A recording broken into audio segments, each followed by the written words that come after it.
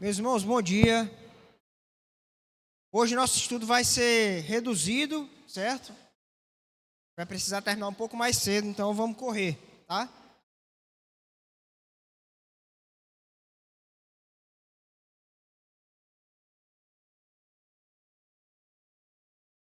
Vamos orar.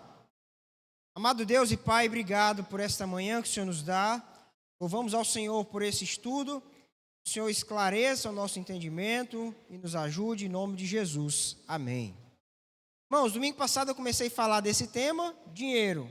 É uma bênção ou é um perigo? A base para o nosso estudo é o livro, esse aqui, o passador não está me ajudando.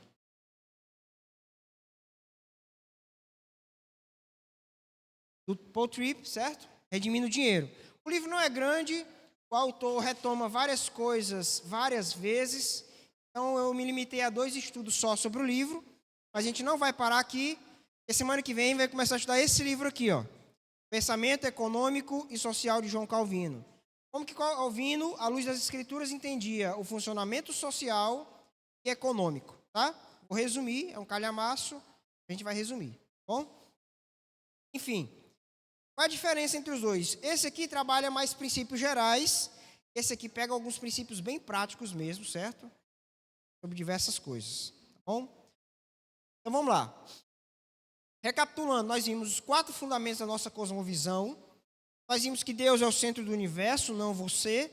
E isso impacta diretamente no modo como você administra as suas finanças. Nós vivemos num mundo quebrado pelo pecado, significa que as ofertas do mundo podem estar desvirtuadas, então é preciso tomar cuidado. O mundo aplaude, nem sempre é aquilo que está de acordo com a palavra. Em segundo lugar, Deus oferece graça transformadora, ou seja, mesmo em meio às tentações da nossa carne, Deus age e nos capacita a viver de maneira diferente, inclusive a como lidar com o nosso dinheiro de maneira diferente. E que nós fomos criados para algo maior que nós, que eu liguei o 4º ponto ao primeiro, certo? Então, existe algo além. Dinheiro é uma bênção, foi o que a gente falou também. É uma janela para enxergar a bondade de Deus. Dinheiro é uma janela para o que governa nosso coração, ou seja, é um bom instrumento para avaliar o nosso coração. E o dinheiro é um meio de responder às necessidades dos outros, ou seja, usamos o dinheiro que Deus nos deu para ajudar aqueles que precisam. Bom? E aí nós vamos então hoje falar de que dinheiro pode ser perigoso, tá bem? Por quê? Porque o dinheiro pode fazê-lo esquecer Deus. Nós temos, por exemplo, Provérbios 30. Alguém lê para a gente, por favor? 7 ao 9.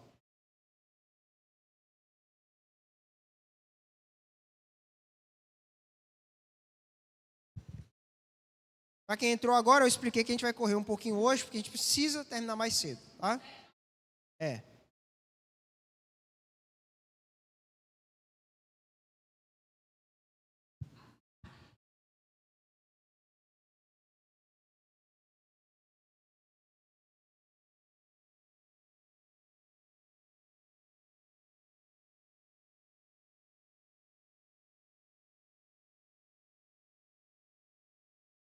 Ou seja, o dinheiro, a falta dele, pode nos levar a incorrer em pecado, certo?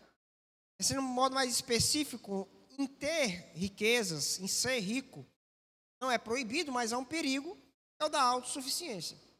Ou seja, quando você vê que tem tudo o que precisa, já não é mais um esforço para você suprir as suas próprias necessidades, há a tentação de se sentir autossuficiente, começar a desprezar, então, o sustento que vem de Deus. Já não ora mais pedindo pelas coisas, porque elas vêm tão fácil, né, que a gente acaba esquecendo de pedir. Começa a esquecer, então, de onde vêm todas as coisas. E vem a autonomia. Já não consulta mais a Deus, porque está tudo muito fácil.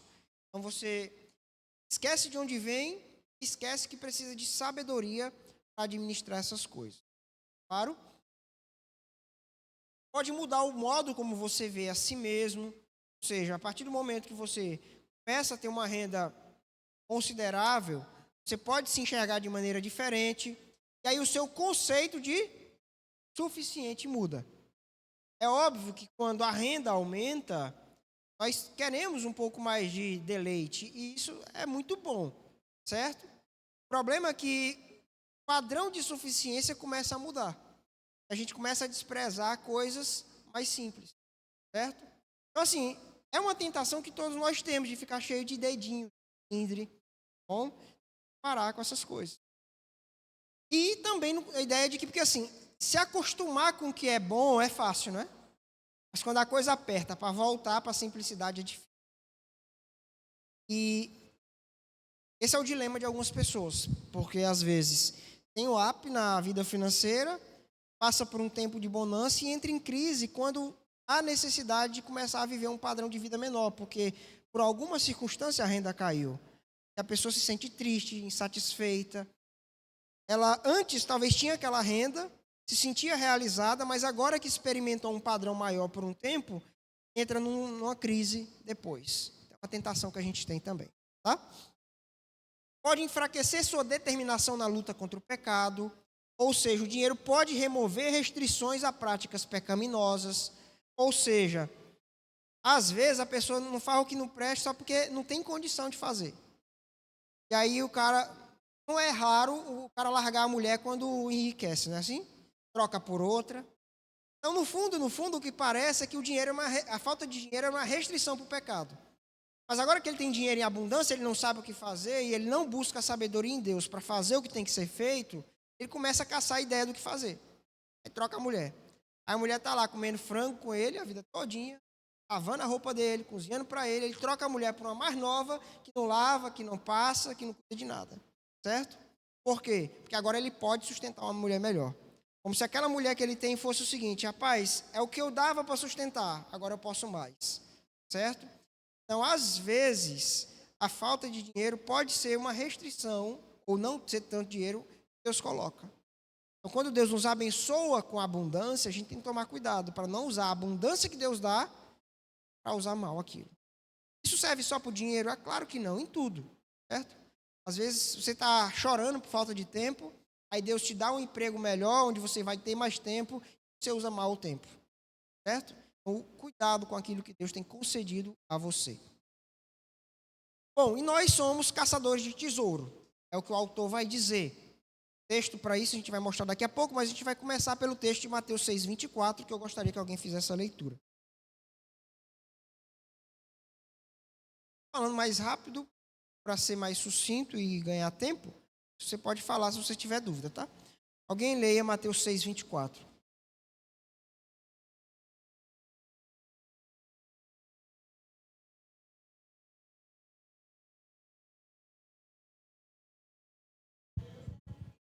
Ou seja, o ponto é que Deus e riquezas não são dois lados opostos.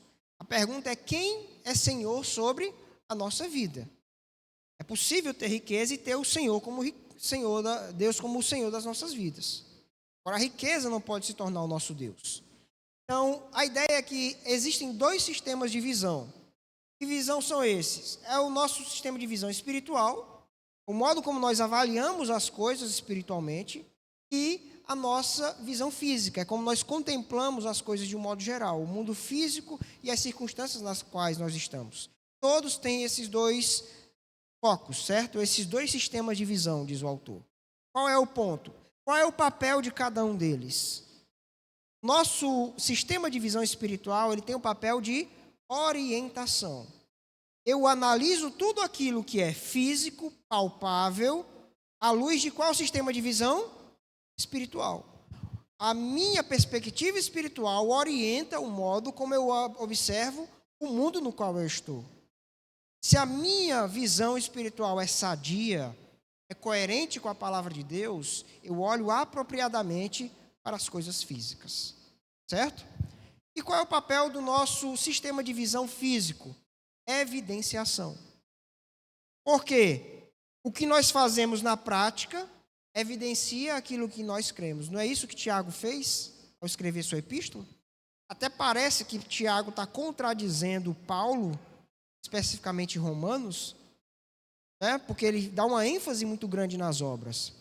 Mas o ponto é que Espiritualmente falando, nós somos salvos pela graça, mas de maneira prática, o modo como nós lidamos com as coisas diz se nós somos crentes ou não.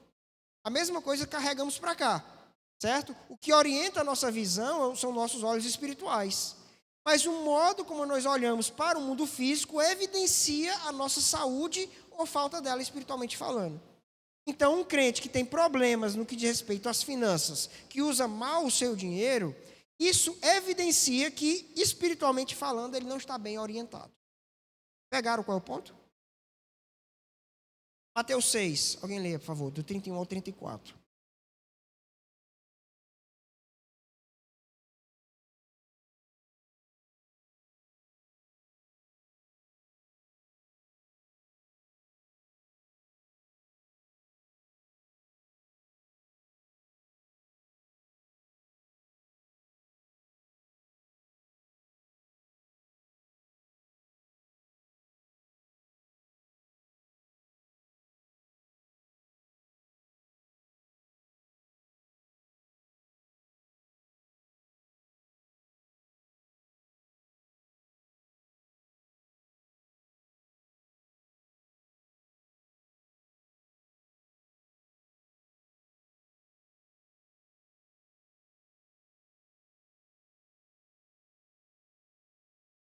O verso 33 fala de uma busca.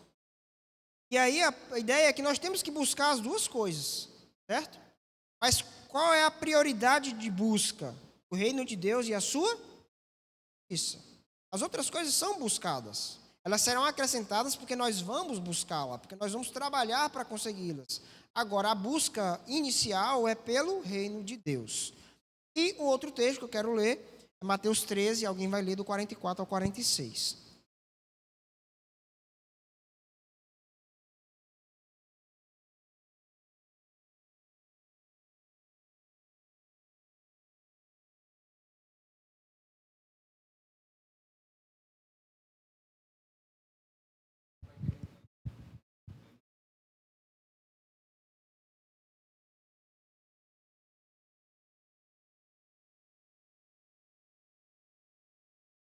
Aqui é a ideia de caçadores de tesouro, porque existe o reino dos céus. E o que é o reino dos céus, conforme nosso autor?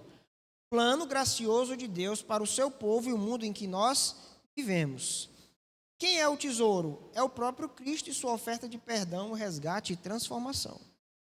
Nós nos empenhamos nesse reino, porque nós conhecemos que nele há um grande tesouro. Esse é o ponto. É que nós envidamos esforços no reino de Deus. Às vezes até não tendo tanto lucro no mundo físico, porque esse reino está o tesouro, não se corrompe. É nesse reino que está Cristo Jesus. Por isso nós buscamos tanto Ele. Bem? Nosso autor diz assim, ó, se você valorizar este tesouro adequadamente, Jesus, ele se tornará o valor organizador da sua vida. Ele determinará como seu tempo, energia e dinheiro serão gastos. Ele formará uma nova maneira de pensar sobre o seu orçamento. Ele moldará seus relacionamentos e o seu lazer. Ele reformará seu relacionamento com sua igreja. Ele encherá seu coração de alegria enquanto vira sua vida de cabeça para baixo. Ou seja, Jesus transforma a nossa vida financeira. Certo? Ele não tira de nós o deleite, mas ele nos ensina a nos deleitar de maneira correta, de maneira adequada. Ensina como nós usamos o dinheiro para cuidar de nós mesmos, para cuidar da nossa família, para cuidar da igreja, tudo, certo? Jesus transforma a nossa vida por completo. Bom? Então, o dinheiro não é o problema. E onde é que está o problema do dinheiro? Vamos lá para 1 Timóteo. Eu vou ler, se você quiser abrir para acompanhar.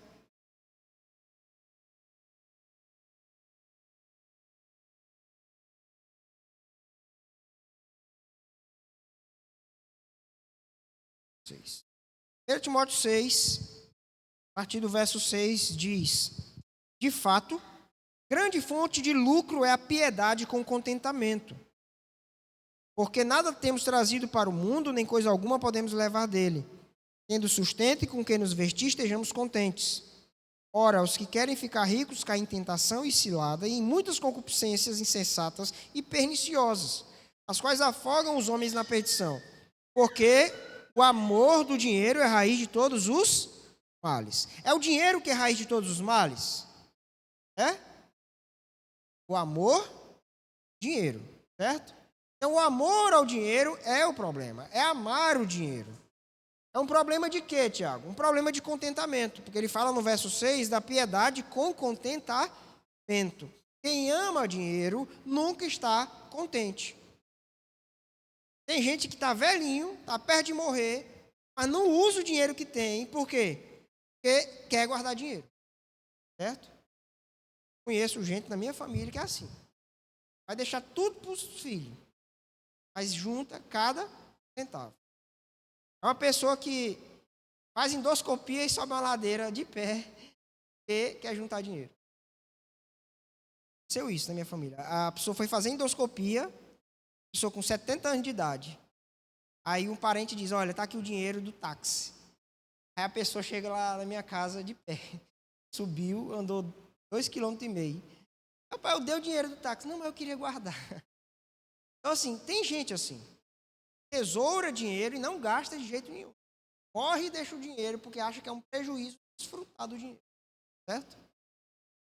É um problema de identidade. Porque o verso 7 fala que nada temos trazido para o mundo, nem coisa alguma podemos levar. Ou seja, não entende quem você é. Não entende que a sua permanência aqui é passageira. E se é passageira, por que acumular e acumular tão somente? Porque há o extremo de gastar tudo e há o extremo de acumular. Quando eu falo de acumular, não é só para ajudar o reino, não. É cuidar de você mesmo, cuidar da sua própria vida, cuidar da sua própria saúde. Certo? Isso é uma perda muito grande. E, às vezes, os pais podem cair nesse erro. Preocupa-se tanto em ajudar o filho que esquece de desfrutar da própria vida. Ter seu próprio lazer, de ter seu próprio prazer. Isso é um erro também. Bom? O que mais? Uma questão de adoração, isso aí é a palavra do autor. Ele fala dos que querem ficar rico, ele tem em mente o desejo insaciável, é o amor a essa vontade de ter dinheiro. Então é uma questão de adoração, porque adora o dinheiro. E por fim, é um problema do mundo. O que ele fala aí, ainda no verso 9, o quê? Os que querem ficar ricos caem em tentação e ciladas em muitas concupiscências sensatas e perniciosas, as quais afogam os homens na ruína e perdição. Ou seja, é isso que o mundo oferece. Certo? Esse anseio leva o homem à destruição. Eu estou falando rápido, mas você está me compreendendo? Princípios gerais, então, para a gente guardar. Faz no que eu já falei e tudo mais. Primeiro, questões financeiras sempre dizem respeito ao quê? Coração. Ou seja, sua vida financeira é sempre determinada mais pelos desejos do seu coração do que pelo tamanho da sua renda. Ou seja, às vezes o problema não é quanto você ganha. O problema é o coração insaciável que você tem. Que te faz desejar besteiras ou coisas que não estão na hora de ser desfrutadas ainda. Foi isso que eu falei no estudo passado. E educação financeira não resolve o problema. Preciso mudar o coração. Certo? Dinheiro não pode comprar um coração satisfeito. Certo?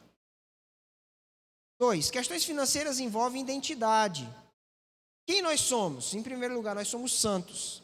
Se você não vive sabendo o que tem em seu Salvador de alguma forma, de alguma maneira você pedirá o dinheiro para ser o seu Salvador pessoal. Ou seja, tem coisas que quem vai te dar é só Deus, é só Cristo.